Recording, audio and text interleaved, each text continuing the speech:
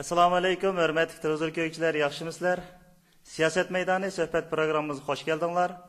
Men bugungi program riyosatchisi Abdurahmon O'ztürk. Bugungi suhbat programmamizda asosliq 7-oyning 5-kunidagi voqeaning qanday kelib chiqqanligi haqida, ya'ni dunyodagi har xil talash tortishlarga ozroq javob izlamoqchi.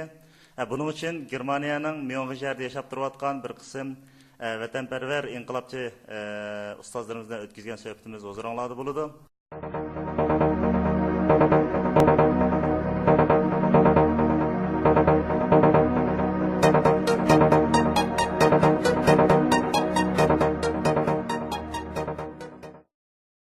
Bugungi suhbatimizga xush keldinglar.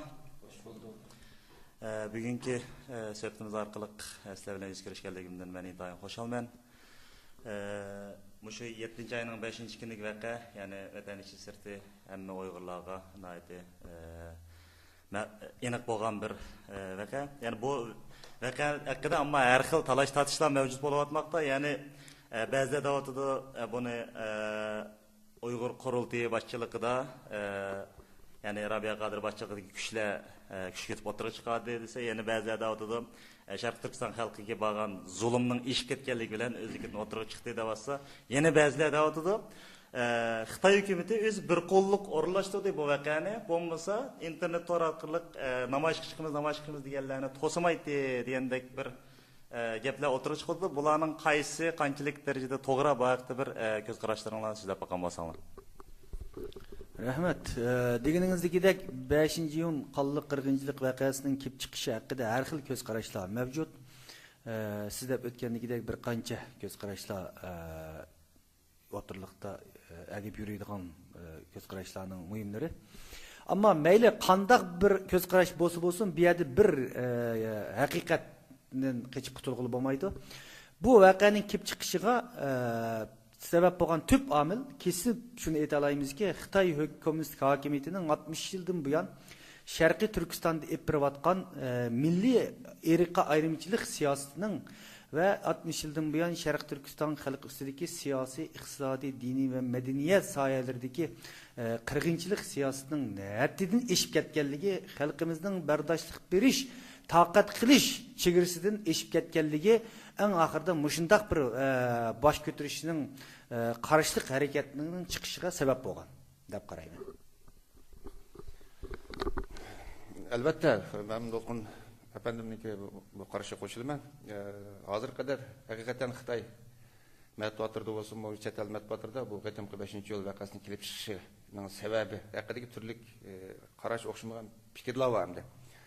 Ama yig'inchoqlab kelsak, bu endi kommunist Xitoy hokimiyatiningki Uyg'ur xalqiga, Sharq Turkiston xalqi ustidan yurgizayotgan 60 yillik zulm besim siyosatininki bir portlab chiqishi. Buningki sharoitini hozirlagan dal Xitoy kommunist hokimiyatining o'zi. Ya'ni Uyg'ur xalqini qo'pib bu chet el kuchlarininki va yoki Xitoy hokimiyati ilgari surib kelgandek dunyo Uyg'ur qurultiyininki biat turib bu xalqni kuchga ketishininki hojati yo'q. Zaten Xitoy kommunist hokimiyati 60 yildan buyon xalqimizni kuchga ketdi. Qanday quturaqliq siyosat orqali xalqimizni isyonga majburlayotdi. Xalqimizning isyonga ko'chalarga chiqib, o'zininki sadolarini, o'zining noroziligini bildirishga majburlayotdi. 5-iyul Urumchi voqeasidan burunmi, 5-iyul voqeasidan burunmi nurg'un hodisalar bo'ldi. 49-yildan tortib hozirga qadar Sharq Turkistonda kommunist Xitoy hokimiyatiga, kommunist Xitoy hokimiyatining mustamlikachilik siyosatiga, kommunist Xitoy hokimiyatining zulm va besim siyosatiga qarshi milliy harakatlar, norozilik harakatlari Uyg'ur xalqining bir kun to'xtab qolgani yo'q. Her yildagidek cho'ng voqealar bo'lardi.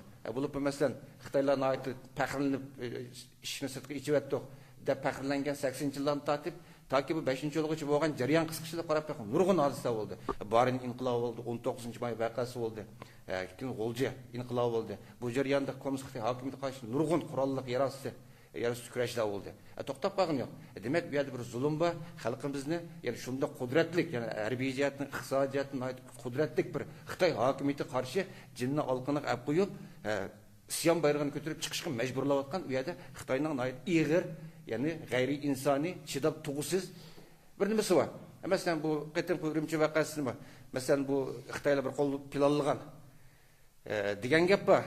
Ammo buni planlagan degandan bekrek Xitoy hokimiyati quturatgan desak bekrek to'g'ri bo'ladi. Bayda o'tganimdek, masalan, Shogun vakasiga oid ko'rinishlarni Dunyo Uyg'ur qurultiyi, masalan hozir Xitoy hokimiyati Dunyo Uyg'ur qurultiyini, uning rahbarlaridan asosiy rahbarlaridan Robiya xonim bilan To'lqin Iso apandimni buni kuchga qudratli deyotdi. Masalan yaqin ba'zi filmlarni ishlab chiqib, ishga jihatda zo'r tashviqot olib beryapti, paketlarni burmilab haqni ostin qilib, amal qilib, mana To'lqin apandimni so'rab qo'ygan Shougandagi vaqani bular paydo qilgan emas. Shougandagi bu ichinishlik ko'rinishlarni, dahshatli ko'rinishlarni bular tortib dunyoga bular e'lon qilgan emas.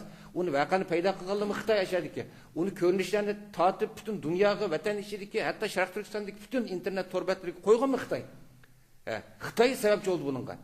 Uning qo'pib shuncha ular odam chidug'siz ichinishlik ko'rinishlarga qarab turib, bu chet eldagi Uyg'urlar sukut qilib o'ttasizlamdi. Urumchidagi Uyg'ur xalqi bunga sukut qilib o'ttasizlamdi. Sukut qilib o'ttagan bo'lsa, u vaqtda butun dunyo xalqi Uyg'ur xalqini la'natlaydi. Tozaliqni aytib bo'lumsiz millatgan bu. Shunchalar o'ziniki qarindoshlarimda shunchalar xo'rlavasi, izivasi sukut qilib o'tiryapti. Uni sukut qilib o'tirish mumkin emas-da. Dunyo Uyg'ur qurultiyininki chet eldagi Uyg'ur tashkilotlarininki bildirgan noroziliklari nihoyat normal.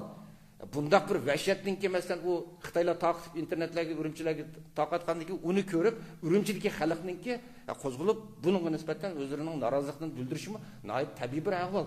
Bu yerda quturtayotgan kim? Bu voqeaning kelib chiqish jarayoni shunda qisqacha ko'zga tutib chiqilgan bo'lsak, bu yerda buning sababchi bo'lgan omil munozir talab qilmaydigan holda o'tirga chiqib turyapti.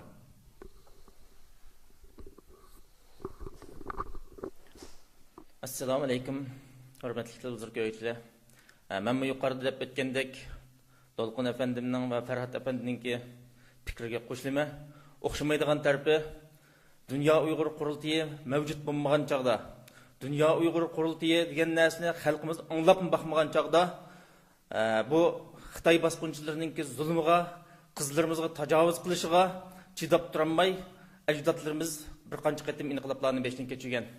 Masalan, Qumul inqilobininki portlashi Armanqul degan bir yigitninki bir Uyg'ur qizni Xitoy tajovuzlarininki bosqinchilik qilish sababidan portlab Qumul inqilobi portlagan. Bu chaqlarda Dunyo Uyg'ur qurultiyi yo'qdi. Dunyo Uyg'ur qurultiyi mavjud emasdi va Dunyo Uyg'ur qurultiyining rahbarlari yo'qdi. Buni kim qildi? Xitoy tajovuzlarining zulmi, nohaqlik insonlarga ayg'aslik qilganlik, Uyg'ur millatini ayg'aslik qilganlik sababdan portlab chiqdi. Mushunga o'xshash Guangdong Shogun voqeasidagi Uyg'ur qizlarini Xitoylarninki har turli usullar orqali izishi, bostirishi, ularni ayg'aslik qilish sababidan yerdagi Uyg'ur yoshlari qo'zg'aldi, Xitoy qanliq bostirdi. Urumchi voqeasining kelib chiqishi mana shu voqeaninki davomi deyishga bo'ladi. Buni albatta Dunyo Uyg'ur qurultiyi emas, Xitoy hokimiyati o'zi qo'zg'ab chiqadi. Urumchininki ko'chalarda avtobuslarning ko'ydirilishi, odamlarni urishi, o't qo'yish, chepish ishlarini hammasi Xitoy hokimiyati qildi. Xitoy Dunyo Uyg'ur qurultiyiga va Uyg'ur xalqiga otib qo'yibdi. Agar rasl Dunyo Uyg'ur qurultiyi va ashadagi Urumchidagi Uyg'ur xalqi qilgan bo'lsa, nima uchun dunyodagi xalqaro matbuotni keng ochib etib, shuni qilgan insonlardan men qildim deydigan shaklda ozoda, erkin fikr yurgizib intervyu qilishga ruxsat qilmaydi.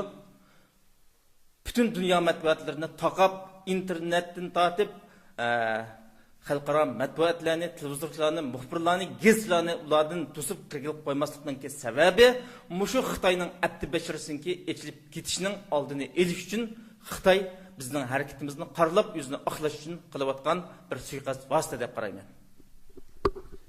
Bir nuqtani yana qo'shib qo'yaman. Farhod apandi va Abdujal apandi nihoyatda muhim nuqtalar ustida to'xtaldi. Degandagidek bu yerda bu qatimqi 5-iyun qonli qirg'inchiligi bu voqea Sharq Turkistonda 60 yildan buyon Xitoy kommunist hokimiyatiga qarshi qo'zg'algan tunji voqea emas va balkim eng oxirgi voqea emas. Bu 60 yildan buyon necha yuzlagan qatim xalqimiz qurolliq, siyosiy har xil shaklda Xitoy hokimiyatiga qarshi qo'zg'aldi. Demek Abdülim efendim deb o'tganga o'xshash bu yerda 97-yili voqealar bo'ldi, G'o'lja voqeasi bo'ldi, Barin inqilobi bo'ldi, Qo'toz voqeasi bo'ldi, 1980-yil Qashqa voqeasi bo'ldi, Oqsu voqeasi bo'ldi, 85-88-yil o'quvchilar harakati bo'ldi.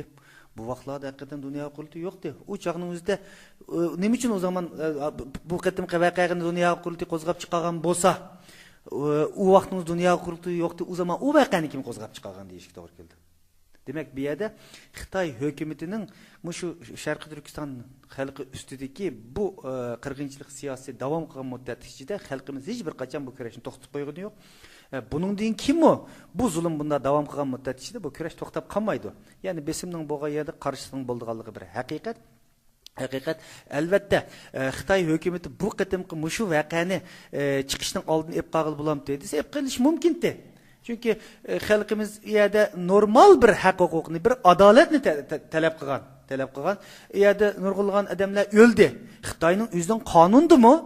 Bir inson o'ltirganga qonun bo'yicha joriy ko'rish dunyoning har qanday bir davlatidagi eng diktator davlatlarning qonunlaridami bo'lgan bir qonuniy tartib. Ama Xitoy aşağıda özür mecbur işçilik ötkep ekip bağan insanlarımızın hayatının bexatarlik kapalatlik qilish uyak tutulsun. Ular öldürülgen takdirinin özde onunla kanuni bir ceza verildiğen, tutulduğun, onun sorak sualını kıldığın hadisler olmadı. Yani Xitoy özünün normal en akalli kanuni tertipini baştan köçemedi. Bununla nispeten halkımız internetlerde bunu talep yazmalar yazdı, bayanatlar verdi. Biz dünyayı kurultuyu bulup çetellerde Xitoy elçihallarının aldıda bunun karşı narazılık namayışı uyuşturduk. Xitoy hükümetinin Uyghur halkıdan bu soruşunu talep kıldık ve bu vakanın hakikatini aniqlab qatillarning adolat taslim qilishni talab qildi. Bu aqalli bir haq huquqlarimiz. Ama Xitoy mushning quloq berib, hech bo'lmasa o'zining qonunlarida yerda bir jinoyat tashkil qilinadi, jinoyat sodir. Buni jazolab namoyish chiqqan namoyishchilarning vakillari bilan uchrashib, "Va fikringlar nima?" deb qilgan bo'lsa, balkim bundaq bir qirg'inchilikning yuz berishining oldini olish mumkin-da. Albatta, deganligimiz bu qatimqi voqeani Xitoy hukumati ma'qul nima deb shovganligini tekshirish bilan bundaq bir voqea chiqmaydi deganlik emas. Chunki balkim 7-oyning 5 chiqmasligi mumkin, ammo uning ismi 7-iyun qirg'inchilik emas, balkim 8-avgust yoki 10-oktyabr bilmaymiz uning ismini. Chunki har qanday bir vaqtda xalqimiz shu bu qatimqi shovga voqea shuning va Xitoyning buni adolat bilan bir taraf qilmasligi shuning bir portlash sabab bo'lgan bir omil. Ammo asosiy narsa bu 60 yillik Sharq Turkiston ustidagi besim, qirg'inchilik siyosat. Bu siyaset, bu qirg'inchilik to'xtamagan muddatning ichida tarixni ozg'ich bo'lib kelganligidek bu narsa to'xtamaydi. Shuning uchun bu yerda buni bir ifoda qilib qistirib o'tgim keldi. Ben bu şeyde mesela lazım Dolkun efendinin aytım uyum meselini to'xtalib o'tdi. Xitoy hukumatining zaten burundan tortib qo'llanib kelgan vositasi shu. Zaten har qanday vatanchilik milliy inqiloblarning hammasini zaten bu chet eldagi jahongir kuchlar, davlatimiz qarshi kuchlar quturayotgan chet eldagi milliy bo'lgunchilar quturayotgan o'qigan bu o'zining Xitoy hukumatiniki o'zining jinoiy qilmishlarini Sharq Turkiston xalqi ustidan yurgizayotgan bu zulm besim siyosatini yushirish uchun qo'llanib kelayotgan bir burundan tortib bir siyosat shu bor. Mesela hozir mana qarang, shu yaqin 10-kuni Shoganda sud ichildi. Shoga voqeasi munosabati bilan. Uningdagi 2 kundan keyin xuddi maslahatlasha olgandek Urumchida sud ichilib 6 nafar Uyg'ur yigitimizga o'lim jazosi berildi, shahid qilindi. Shoganda 6 odamga jazo hukm qilindi, ammo kulkili yeri 6 odamning 3si Uyg'ur edi. 6 odamning 3si Uyg'ur. Bu bo'libmi Shogan Urumchi sudininki hukmi normal Xitoy zaten uni butun dunyo xalqi kutgan Xitoyning shunday vahshiylik qilganligidan. Tutqanlarga nisbatan shunday bir qotillik siyosat yurgizganligini zaten biladi Xitoyning bashirisini butun dunyo. Ammo Shoganning sudining qarori butun dunyo jamoatchidan hayron qoldi. Masalan, u Shoganda 6 odam jazolangan, 3si Uyg'ur, 3si Uyg'urmi yana tayoq yeb, ashar ziyonkashlikka uchragan Uyg'urlar. Demak, mushu Urumchi ham Shogan ikki sudninki qarorlar Kommunist Xitoy hokimiyatiniki milliy masalalarni hal qilish, milliy to'qinishlarni hal qilish niyatining yo'qligini milliy masalalarni haqiqiy samimiyat bilan hal qilish niyatining yo'qligini faqat toki 49-tortib hozirgacha yurgizib kelgan bostirib, qirib yo'qotish, besim bilan singdirish siyosatidan voz kechmaydiganligini ko'rsatdi. Masalan, bu qatimqi 2 qatimliq sudning hukmi yana shundaqla butun 1 milliard 300 million Xitoyga, ya'ni shundaqla Sharq Turkistonda yashayotgan millionlagan Xitoy ko'chmanlarga jasorat berdi. Ularningki cho'ng Xitoychilik ideyasininki, cho'ng Xitoychilik xohishininki, fashistik qarshining texnik kuchayishiga bir jasoratlar e'lon berdi. Chunki qonuniy jihatdan ularga Xitoy hukumatı bu qatimqi 2 qatimliq sudning natijasi orqali ularga qonuniy jihatdan alayda bir e'tibor berdiganligininki signallarni berdi. Demak, mush 2 qatimliq sudninki xulosasini uchiq ko'rsatib turibdiki, xuddi Dolqin efendim degandek, bu Shogan voqeasi tunji qatimliq ish emas. Bundan keyin yuz berishi mumkin. 5-yo'l voqeasi bundan keyin qayta yuz berishi mumkin. Chunki Kommunist Xitoy hokimiyatining yuqoridagi siyosati o'zgarmaguncha bu xil hodisalar Sharq Turkistonda har zamon maydonga keladi. Mening qistirib qo'ydigan yana bir so'zim Xitoy hokimiyati yani bu Hakkında ama her xil talaş tartışlar mevcut bo'layotmoqda. Ya'ni ba'zida davatida buni Uyg'ur qurultiyi boshchiligida ya'ni Rabiya Qodir boshchiligidagi kuchlar kuch ketib o'tirib chiqadi desa, yana ba'zida davatida Sharq Turkiston xalqiga bo'lgan zulmning ish ketganligi bilan o'zligini o'tirib chiqdi deyapsa, yana ba'zilar davatida Xitoy hukumati o'z bir qo'lliq o'rinlashtirdi bu voqeani.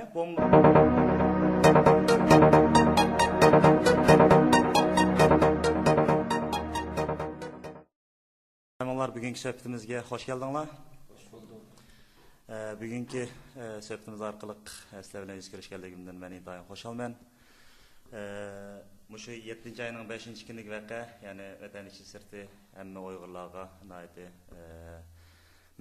aniq bo'lgan bir asosliq 7-oyning 5-kunligi voqeaning qanday kelib chiqqanligi haqida yani dünyadaki her xil talaş tartışlarga azraq cevap izlemekçi. Bunun için Germaniyanın München şehrinde yaşap duruyotgan bir kısım vatanperver, inqilabçı ustazlarımızdan ötkizgen söhbetimiz ozuranladı buludu.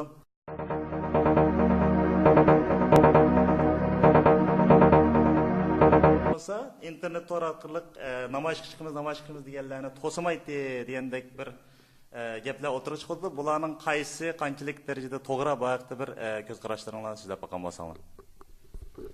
Rahmat. Deganingizdagidek 5-iyun qonliq qirg'inchilik voqeasining kelib chiqishi haqida har xil ko'z qarashlar mavjud. Sizlab o'tgandagidek bir qancha ko'z qarashlar o'tirliqda agib yuriydi.